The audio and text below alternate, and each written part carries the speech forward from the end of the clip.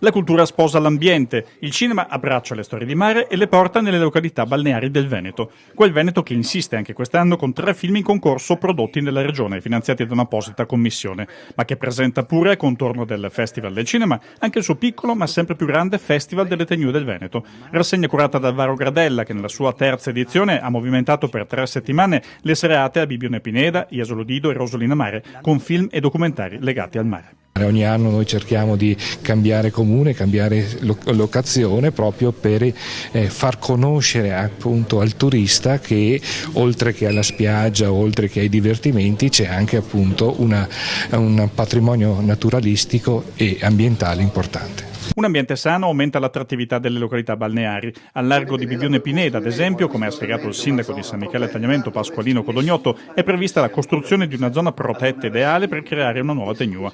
Intanto le amministrazioni che hanno ospitato il festival, testimonia vice sindaco di Rosolina Daniele Grossato, si freano le mani per l'entusiastica risposta del pubblico. Da un lato si divertono, passano delle splendide serate gratuitamente, vedendo film meravigliosi d'oggi ma anche da altri tempi, ma dall'altro si rendono conto di quanto il Veneto possa dare e grazie per esempio a veri scrigni di biodiversità anche finora sconosciuti come le nostre tegnue. Queste rocce viventi, come le definite?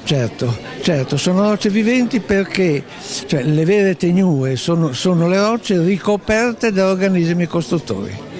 E questo fa sì che siano molto simili alle barriere coralline e hanno praticamente la stessa dote di zone di ripopolamento naturale. Il professor Stefanon è tra l'altro colui che nel 1966 le tegnue le ha scoperte. Nelle sue indagini subacquee cercava i resti delle città sommerse citate a fine Ottocento dall'abate Chioggiotto Olivi. Non si può dire che abbia fallito la sua ricerca. La rassegna dei film di mare serve e servirà anche a questo, a propagandare un tesoro nascosto, prerogativa dei fondali veneti. Nei prossimi cercheremo anche magari di allargarlo con quelle che sono le caratteristiche ambientali di un territorio, di un litorale che vede magari anche in oasi naturalistiche e anche altre peculiarità legate all'ambiente importanti, quindi sicuramente una valorizzazione di un Veneto che guarda alla qualità dell'ambiente e quindi anche alla qualità attrattiva turistica e di vivibilità del territorio.